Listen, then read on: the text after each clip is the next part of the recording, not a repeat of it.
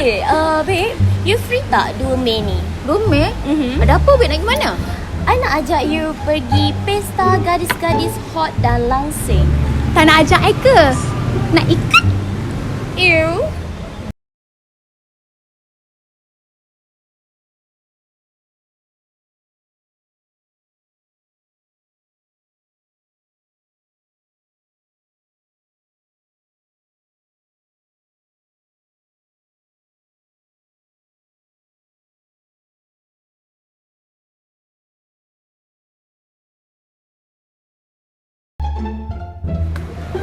Sayang, I kecil hati dengan kawan I tu.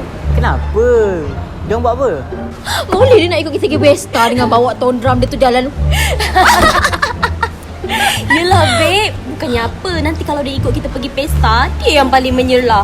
Yelah kan, kembar. Macam tu lah ceritanya sayang. Lah, you nak sedih apanya? Betul lah apa yang diorang cakap tu. You tu yang degil, tak nak kawal diri. Makan.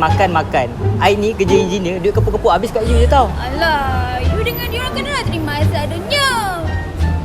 Bukan kita tak terima dia seadanya kan. Dulu masa kita nak pergi workout, ajak dia tak nak ikut. Lepas tu suruh makan nasihat. Sehari dah 5 kali makan kecil. Ni nak bawa pergi pesta, buatnya ada makan sedap kat situ, habis kat dia je. Kita nak makan apa?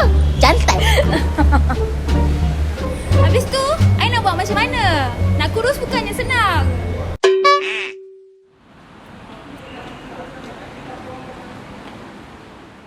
Hai, selamat datang. Hai, saya ada buat appointment dengan Dr. Hanan. Saya dengar Hanan Media Spa ni ada buat slimming treatment. Betul ke? So, saya ada buat Polatai untuk cuba. Ish, jahat lah. Cik boleh berjumpa dengan Dr. Hanan dulu dekat office? Okay, thank you.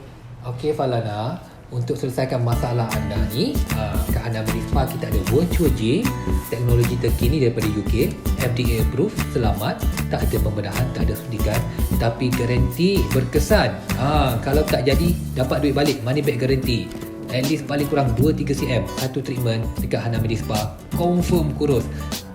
Virtual Gym, kita buat kejap lagi, okey?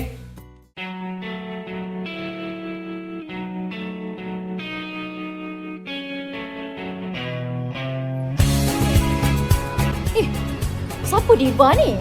Mana boleh ada orang lebih cantik daripada kita? Kita je boleh cantik macam Diva Shakira.